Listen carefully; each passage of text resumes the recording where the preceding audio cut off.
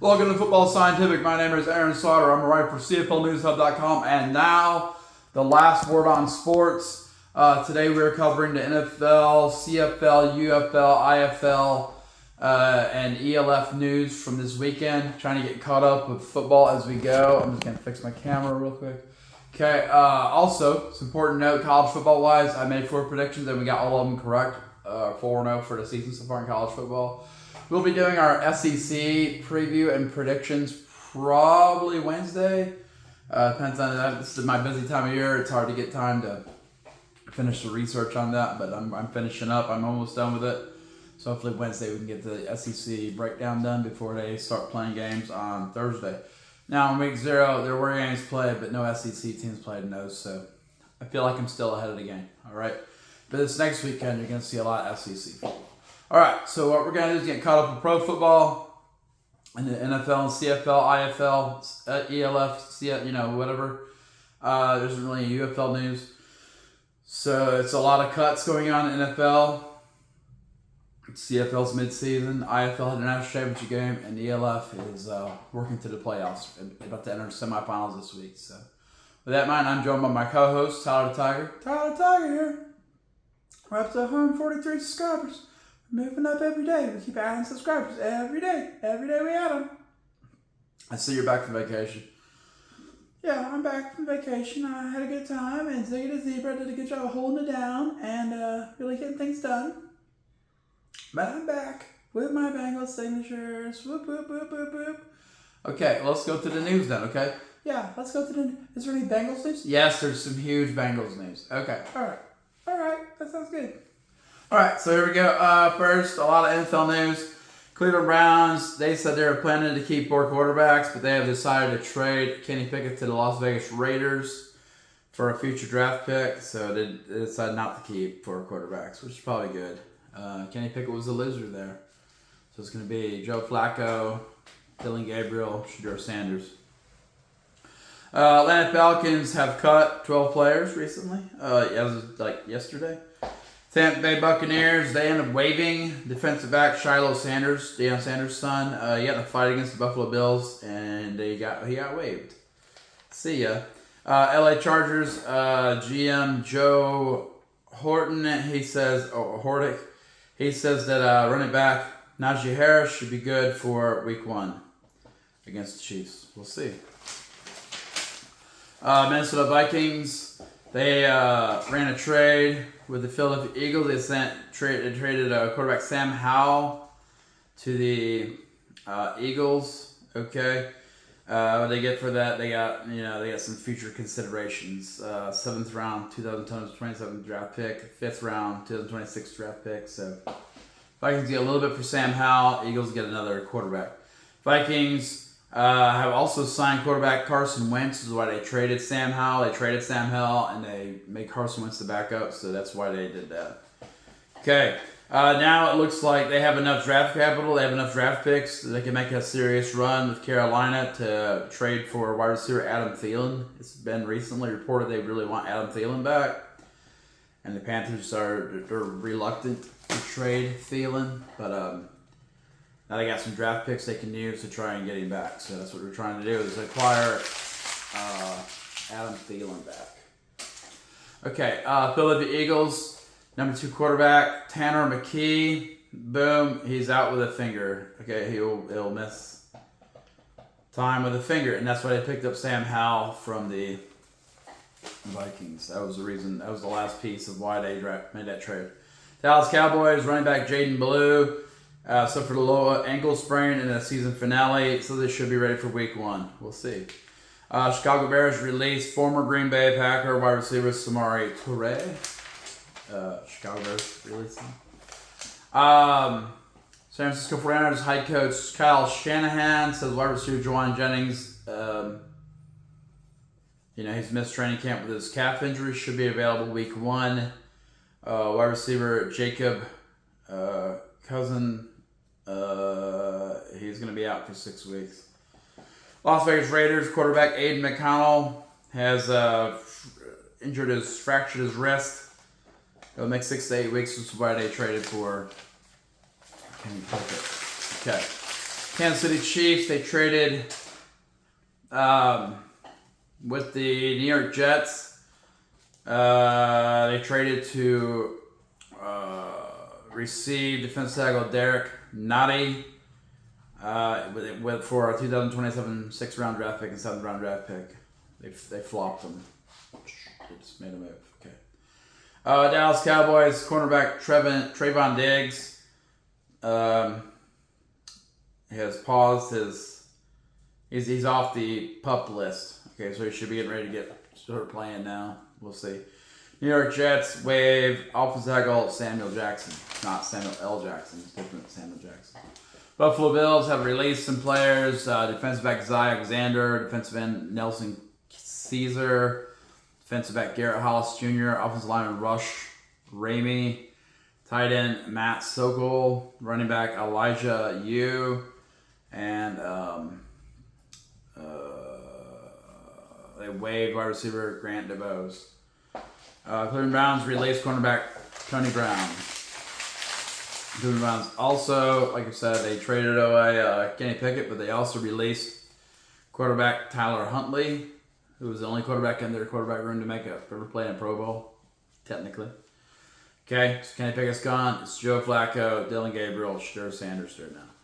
LA Rams, they waived 11 players, including inside linebacker Tony Fields II. Miami Vikings, they have made the move. They've made some roster cuts. They cut quarterback Brett Rippon and offensive linebacker Ian Gill. Okay, Liam Gill, maybe.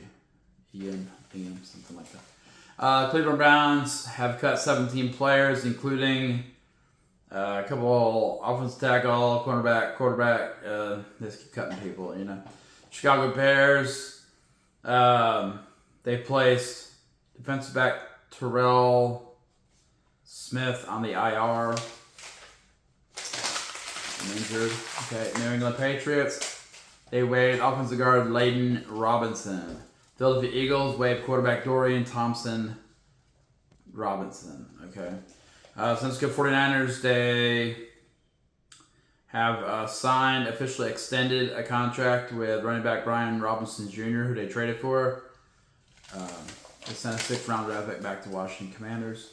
New York Jets released linebacker Javen Davis. Washington. It's hard to say what that says, isn't it? Washington Commanders, they've released several players. Just everyone's cutting their roster down. Getting ready for week 1. Dallas Cowboys, they cut offensive lineman Lyle Collins, who they were excited to get back, but now he's been cut. I guess he wasn't very good. Jacksonville Jaguars, they trade offensive tackle Fred Johnson to the Philadelphia Eagles for a 7th-round draft pick. Philadelphia Eagles also traded a 2027 6th-round draft pick to the Green Bay Packers for offensive tackle Darian Kennedy. So they're just moving around players. That's 3 trades in just a little short time for the Philadelphia Eagles. New Orleans Saints, quarterback 1 looks like it's probably going to be Spencer Rattler. Most people believe that's going to be true. Dallas Cowboys top running back will be Javonte Williams for those looking at fantasy football. Buffalo Bills are expected to sign defensive tackle Jordan Phillips. Okay. Philadelphia Eagles have waived Dorian Thompson Robinson. New York Giants quarterback 2 is Jackson Dart. Definitely going to be starting. QB1 is going to be Russell Wilson. San Francisco 49ers running back Brian Robinson Jr. will be running back 2 in San Francisco, giving them good depth. Miami Dolphins have waived offensive tackle Jalen McKenzie, and cornerback Mike Hilton has been released. It's the guy who just can't get a job, you keep it. Washington Commanders wide receiver Terry McLaurin has reached his agreement. That's huge. Boo. He said he wanted to trade. Well, he didn't get traded. No one's getting traded.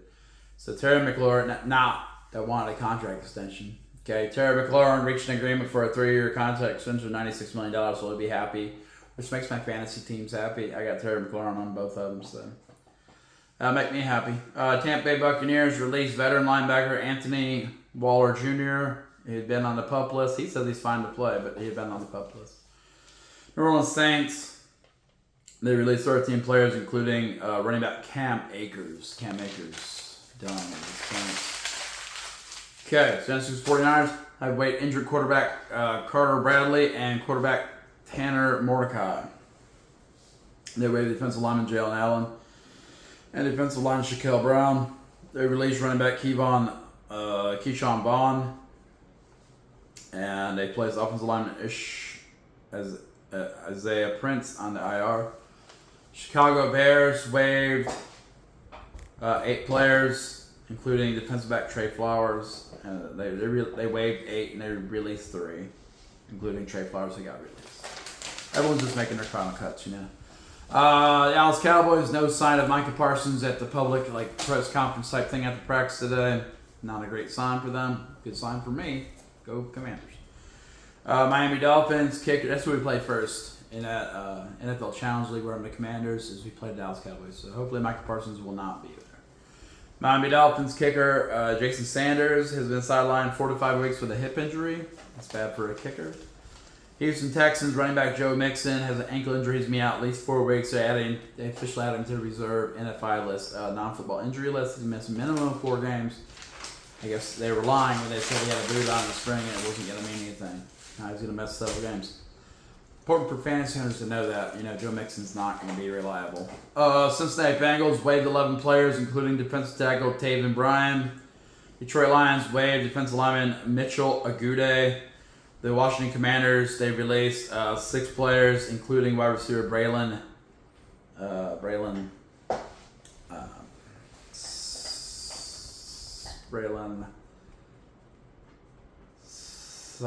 something. He played for the DC Defenders, y'all. He's done.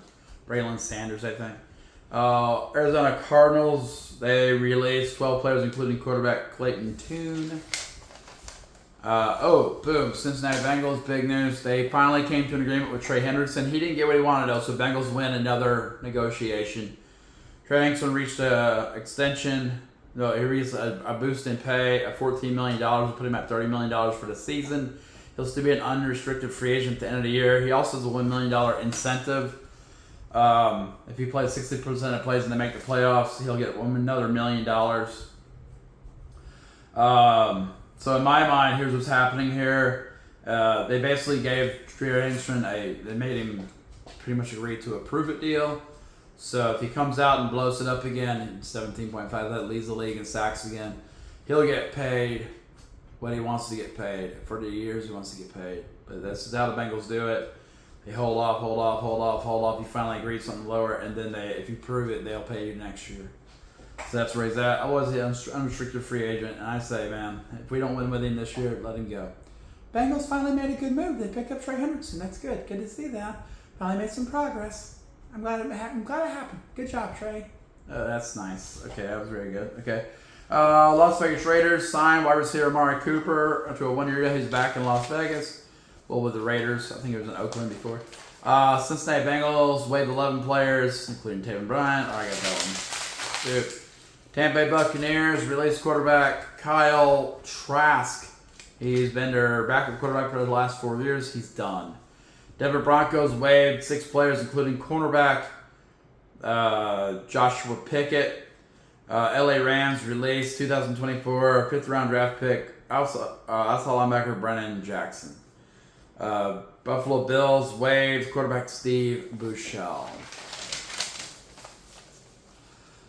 Cleveland Browns traded quarterback Kenny Pickett to the Las Vegas Raiders. He's going to back up Geno Smith, and they got a 5th-round pick in return. So they got future picks there. They're probably going to make some moves. They got a lot of picks. Minnesota Vikings and Indianapolis Colts did a trade. Minnesota Vikings received a 6th-round pick in 2026. Indianapolis Colts received cornerback Mekhi Blackman. So they're trying to build the secondary.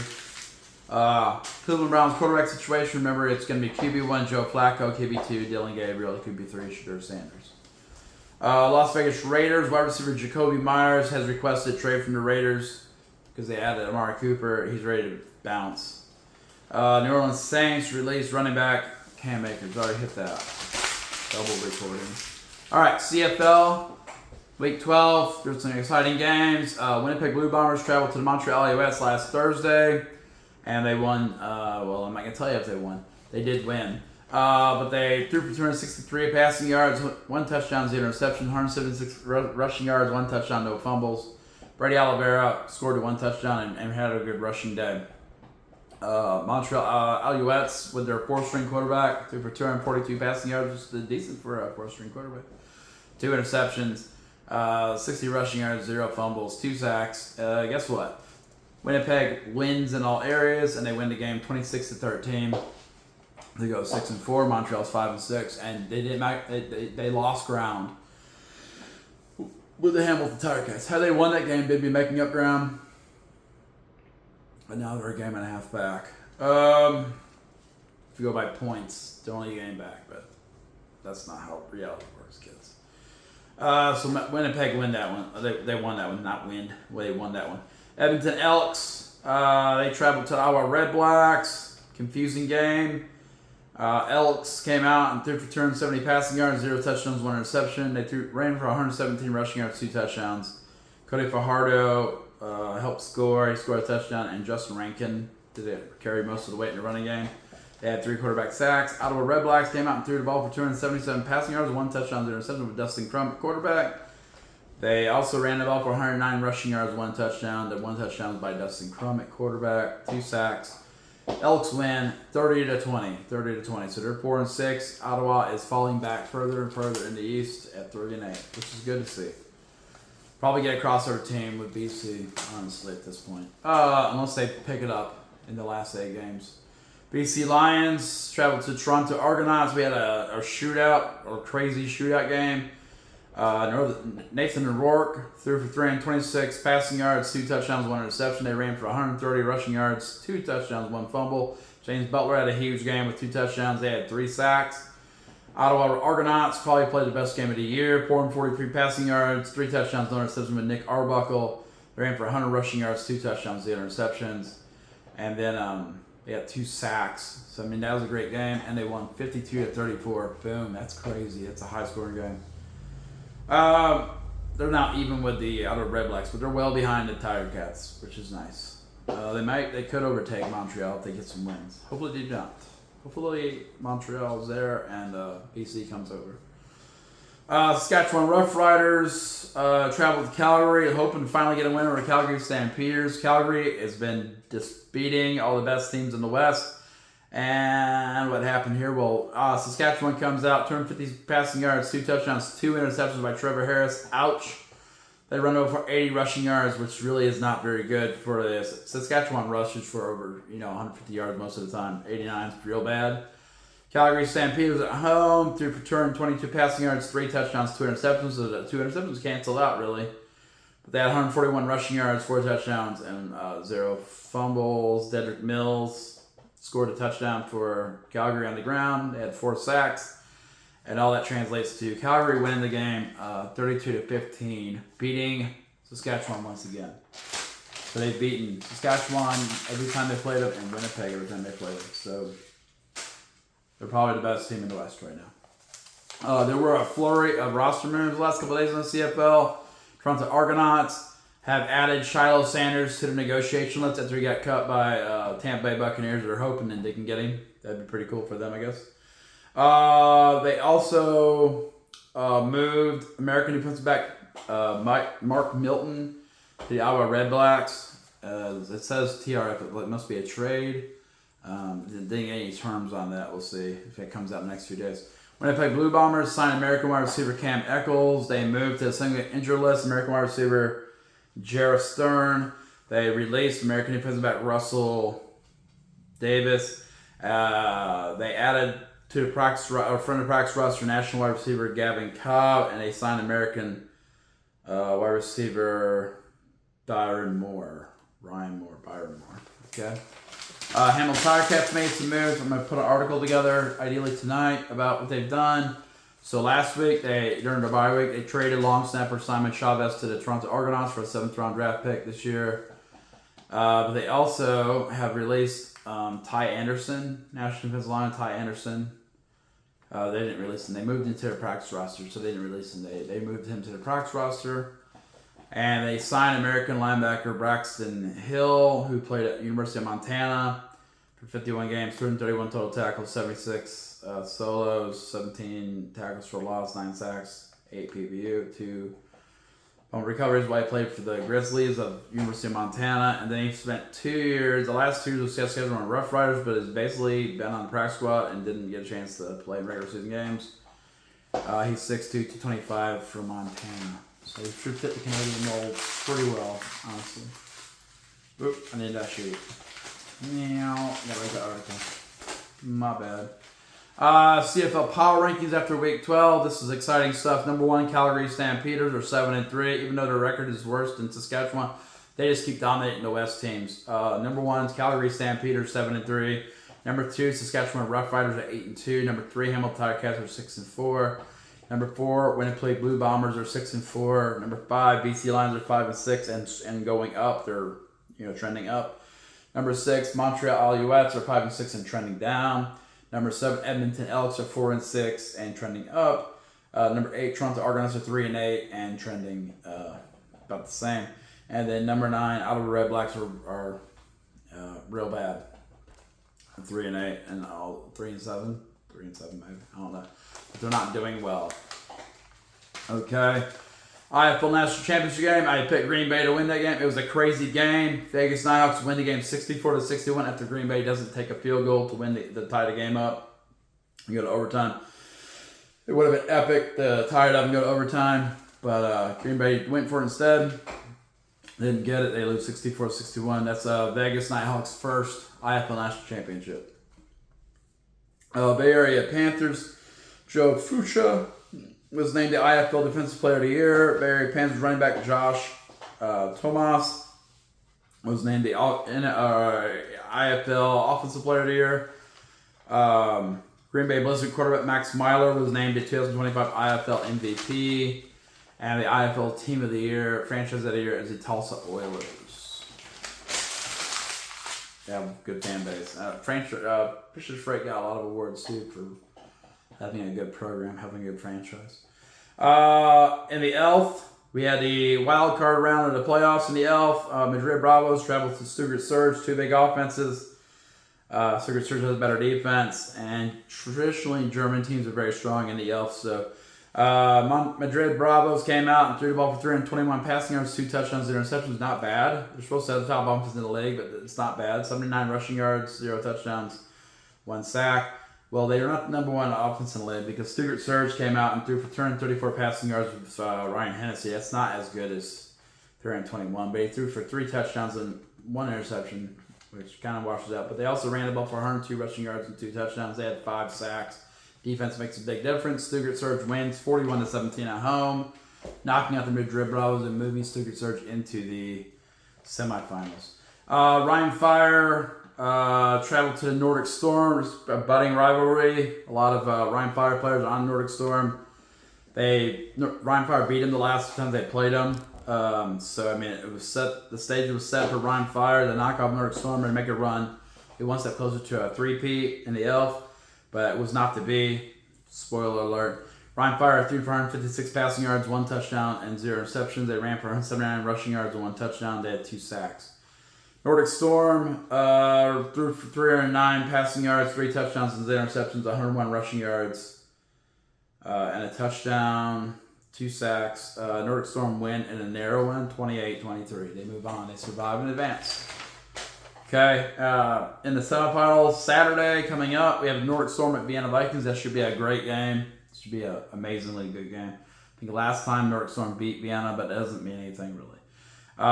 Sunday, Stuttgart Surge travel to Munich Ravens. Munich Ravens, I suspect, will win that. It'll probably be Vienna Vikings and Munich Ravens in the ELF Championship game. That'd be pretty crazy Vienna being there again. Also, the Munich Ravens, they have some news. They extended head coach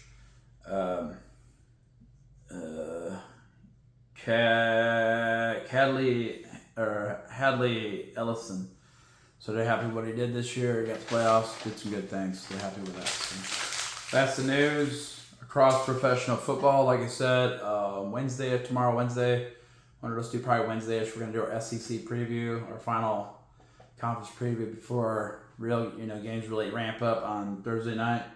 So that is the plan for college football, and we'll keep hitting it. Remember, I am now on Last Word on Sports, covering the Buffalo Bills, and of course I'm covering the Hamilton Ticats and CFL News Hub. I'll probably read an article tonight about this Hamilton Ticats latest moves, or tomorrow morning, whichever, depends how late it is.